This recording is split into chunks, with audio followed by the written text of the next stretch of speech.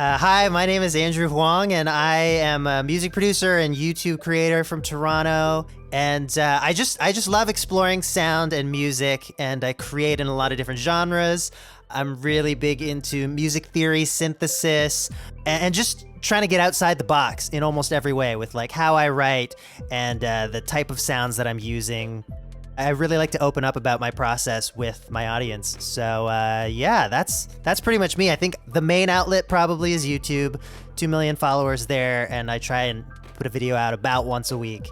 It could be about anything from like polymeters was my latest video, polymeters and polyrhythms, or it could be like an original song with an animated music video. It's always just something weird musical. Okay, Andrew, I'm curious about this one thing. You're about to unleash Flip onto the world. Are you nervous? Not really. No. I feel like I just have so much fun working with this app. I'm so happy with how it's turned out, and I don't think it's perfect. We still want to do a lot more with it, but I just feel like when it gets in people's hands, they're going to love it. So, who knows? Maybe it'll be a huge flop, but I'm feeling good about it. And yeah, I'm just excited to see what people make with it.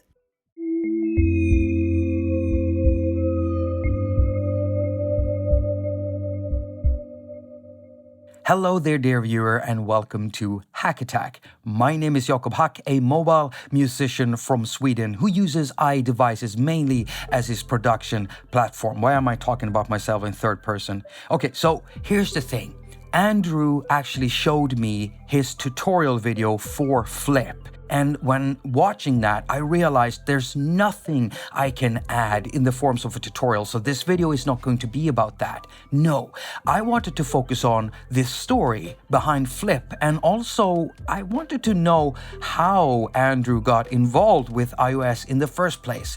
There's a lot of information to unpack here because Andrew had a lot to say. So stick with me and you'll find out stuff about the development process of Flip, how the team were thinking about the design of Flip, and why Flip comes out with no support for AUV3. Yeah, interesting stuff. But let's start with the purpose of Flip and the design philosophy behind this sampler app. For this release, we were planning on it as a fully standalone thing, just because that was the goal from the beginning. That was one of the main goals that we were working towards, was what can we do where it's just going to be a single app that you can do an entire sample-based track in start to finish. And the second goal, I would say the two things we were aiming for, was a really fun and efficient workflow. I remember one real thing was, I think all three of the other people on the team wanted there to be like an animation when you switched pages, like it would slide to the next page or it would fade to the next page or something. And I really put my foot down and I was like, if we have the capability to make it instant, to just switch, people aren't gonna, get lost in the navigation. They're gonna know after using it for a couple minutes where tapping on a page button leads them. So let's just have it switch over immediately and shave off those seconds that are gonna add up over and over. So that kind of thing was really at the heart of the design philosophy, was like, how can we make this a really powerful self-contained thing that is fast to work with? And the idea started from how I like to use samples and how there's always just a few too many little barriers when you're doing sample-based music, as far as like, how are you gonna record it? Once you have it recorded, do you bring it into a program to trim it? Do you bring it into the sampler that you're gonna be using and trim it in there? Where are you organizing your samples? And then do you have to specifically put it on a drum pad or map it across MIDI keyboard? Like all of these considerations, I just wanted to shrink the distance as much as possible from hearing a cool sound to being able to play with it. So that was sort of the main thing, was like, how do we create something where as soon as it's recorded, it's already on a pad, it's already on a keyboard, there's an effects chain ready to go, like all this kind of stuff we just wanted to make as clean and fast as possible.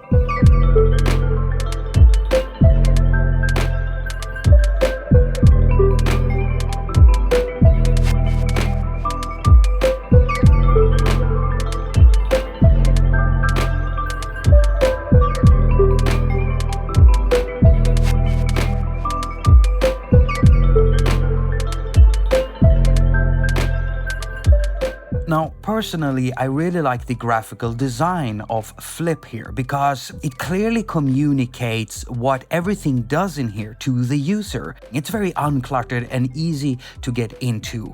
And you know what? Flip is available for both iPhone and iPad. And because of the screen sizes, how small an iPhone is compared to an iPad, well, the screen resolutions can somewhat dictate the way a developer has to do the graphical user interface. And I was curious, what came first? Yeah, that's an interesting question because it's actually just making me realize that probably the reason why it works for phones so well is because I pictured it on a phone first, because I was thinking about maximum portability, and I don't necessarily carry a tablet with me everywhere I go, but I always have my phone with me. So when I was starting to think of the idea at the very beginning, it was, I was always considering that phone form factor.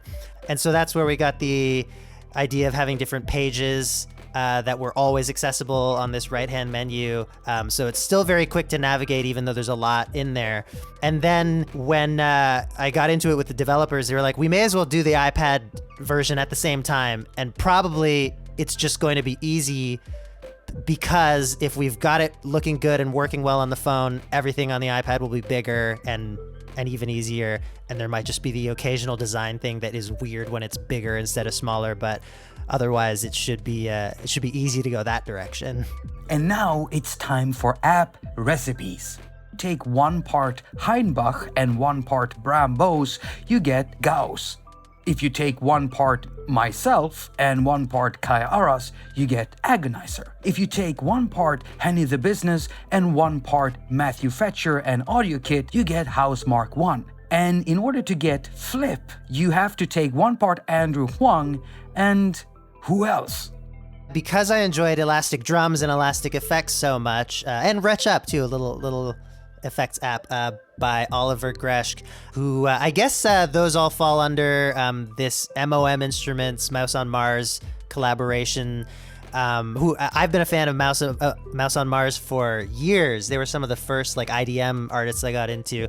Because I enjoyed his app so much, I think we just connected on Twitter or something, and when I started to think that maybe this could be a serious idea, I reached out to him about it, and he also brought in Christian Blomert, who is Zero Debug and has done a few different apps as well. So yes, it's been the 3 of us as well as a graphic designer who I hired from Toronto as well. It's just been us slacking for 2 years and Skyping occasionally and trying to make this huge thing happen. So yeah, I have not written a line of code, and I think they're using C++. I barely know what they're actually doing. We just have these conversations about features and how fun and usable it is, and they managed to make things happen. Okay, so before I move on, just make sure that you make a note of what date it is currently. Anything I say right now can change, and right now, Flip does not support AUV3. And so what I wanted to know was, is there a chance that we might see support for AUV3 in the future? And this is what Andrew said. Yeah, that's going to be one of our big priorities for the first major update, and it's I think it wasn't a priority for a lot of the early part of our discussion of the app because we were really thinking let's make something where you could make a full track using just this app, because that would be really satisfying. But as we've gotten into it more, we've realized, how useful it could be, and also just how cool it would be, how fun it would be to be able to sample something from another app that easily, or of course if you're working with multiple apps that you like, being able to mix in just your sampled part from Flip or whatever. So yeah, that's definitely on our mind to be working on implementing as soon as possible. For now, it's just standalone.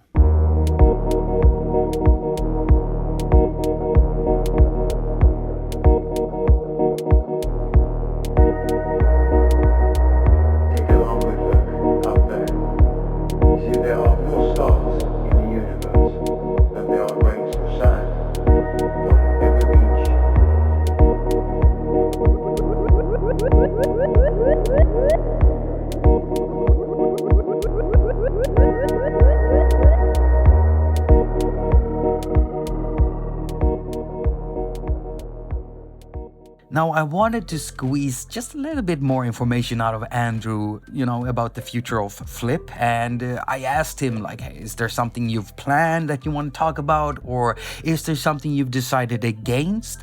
Well, here's what Andrew said about that. Right. Yeah. You know what? There are very few things that we've decided against. So I think, it's really a matter of seeing once a lot of people are using it, what the most requested features are. I wouldn't rule out any of the things that you've mentioned. I've definitely thought about more effects. Sample layering would of course be handy. I feel like at this point, so many things are still on the table because we still have that kind of standalone mentality with it. We really love the idea that, without having to jump around between a lot of different apps, you could still create a really compelling piece of music with just Flip. Now, the next thing I wanted to know was, what was the biggest challenge that the team came across while developing Flip? So what comes to mind is I pictured the app being simpler. I thought that there would be fewer pages. Right now we've got 8 pages and they're always accessible because there's these 8 small icons on the right side of the screen no matter where you are in the app. And so that has ended up working really well.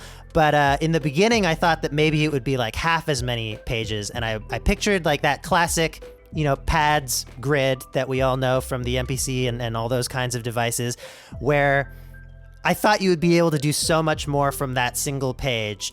And then what I quickly realized as we got into it was, if you're going to use these pads to play music on, you're going to tap on them to make beats, you're going to hold them for longer times if you want longer notes, all this kind of stuff. It's going to be difficult to implement recording on that page, options for the pads on that page. Like I was picturing, how would you maybe swipe on a pad to indicate recording or deleting the sample, like all this kind of stuff. But that was one of the things that, totally didn't occur to me until we were actually starting to get hands-on with some prototype designs. That's how I have to learn, is just hands-on and seeing how things work when they're under my fingers rather than just an idea in my brain. Now, I asked that same question to Oliver Gresh, what was the biggest challenge? And he gave me a different answer. So he basically said that the modulation thing was kind of hard to solve, at least from the developer perspective view, actually making that work in code. Because if we look at the modulation here, we can modulate stuff like pitch, volume, and if we go in here, we can modulate stuff for the effects. Well, that's not what he was talking about. He was talking about the fluid modulation versus the quantized modulation. You see, whatever we draw in will look the way as, we drew it. But if we press the Q, we get to the quantized mode. And so how does this work? How do we set the quantization? I mean, there are no lists here. You can't just choose 1/8, 1/16 and stuff like that. Well, the brilliant thing here is that you set that stuff by zooming in and zooming out. And that is brilliant. It's so clearly designed for quick results without having to do a lot of menu diving. Love this.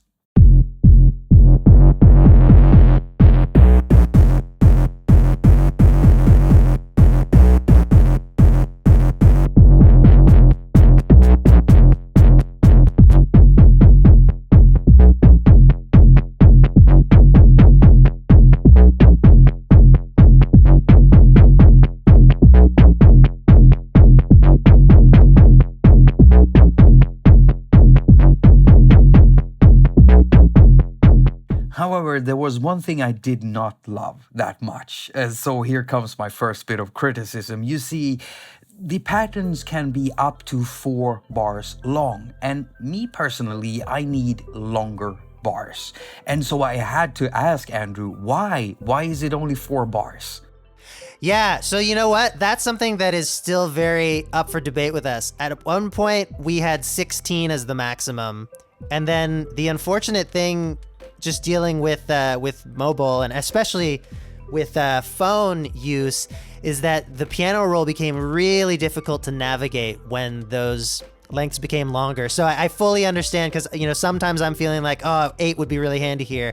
And of course you can duplicate a pattern easily and create your variation in another pattern. But yeah, we settled on 4 to keep the navigation a little cleaner, just because there's we have a full piano roll inside the app. So when you're dealing with 10 octaves as well as 16 bars and you zoom out, it just gets ridiculous. Now, to me, iOS it is my main platform. Every video you watch on this channel, it has all been produced on an iPad or an iPhone or both. And I'm talking about everything from narration to video editing to animations to music production. I do everything on iDevices, but Andrew does not. So I was curious, how did this start? So I think probably from the time I got into music production, I was really enamored with the idea of being able to make music on the go. Be out in a park or on the bus or something and be able to produce music. So I think, there were devices that were like the SP404, let's say, like things like that, where it felt really portable and fun. And I just feel like as the years have gone by, we've gotten so many more of those kinds of options. But mobile and iOS, I feel like really open things up because you're carrying these devices around with you, whether or not you're planning on making music. And so that allows you to be more spontaneous because you always have it. And then also the whole touchscreen interface is so great to have it and can be so musical. So I think I think the first phone I got was the whatever the second generation iPhone was, which I don't think was called iPhone 2. It was something else. But iPhone 3G maybe, but I got an app called Bleepbox. I think that was my first little taste of what was possible with iOS. I think I'd maybe tried like some things that were just a drum machine, that kind of app, that very, very basic kind of thing where you just can trigger 16 sounds. But then Bleepbox was like, okay, here's a thing with different parts to it. You can sequence things, you can do a little bit of drum synthesis. So that was really interesting to me. And I just got excited about the fact that, maybe we could get really robust kinds of apps for making music in different ways on the go, and also using a touchscreen, which interestingly, still hasn't been integrated into the studio workflow a lot. They're still sort of separate things doing the, iPad or iPhone music making versus being on your desktop. So for me, it never grew beyond those sort of single purpose tools. Like I've definitely tried a few of the more DAW type apps and the groove boxes and things like that. But I think for me, those things never quite became the draw for me because what they did, I felt like I was just doing more and better in Ableton. But, you'd find these really interesting tools like Elastic Effects or patterning is a cool one. Things like that where they just do one thing really well. And that was sort of where I went with my mobile music making. All right, so take what I say with a grain of salt, because the thing is, I'm just speculating. It's not like I have any special information more than what Andrew and the team has already told me about Flip. But I personally can see how this is going to change and how they're going to keep on working on this formula and how lots of stuff are going to get added. Yeah, definitely. That's what I believe. So yeah, let's see what happens. Either way, I've spent about a week with Flip, and I'm amazed with what the Flip team has really come up with here. And I really have to emphasize how much I enjoy the modulation, or the it's called automation, and I keep saying modulation, but yeah, I just really love the way that they've done that. That's genius, absolutely genius. And you do not want to be missing out on that. So go get Flip. I've put an app link down in the pinned comment down below with the timestamps, and I've also put it in the description, so it's hard to miss. Now, huge, massive thanks to Andrew Huang who did the interview. It was a real blast talking to you, and also thank you to Oliver Gresh for answering all of my questions. And yeah, massive shout out to the rest of the Flip team. Flip really stands out among all of the apps on the App Store. So yeah, good work and keep it up. Now, before you leave, why don't you hit me up with a thumbs up? And if you want to see more videos like this, why don't you subscribe? Subscribe now and just press that bell button, because then you'll be you'll be rewarded with YouTube spam about my new videos. All right, so share this video, and if you want to support me in a financial way, then you've got Patreon here, PayPal there, and as usual, I wish you a very productive week. Now go finger all of your stuff and have a lot of fun doing it.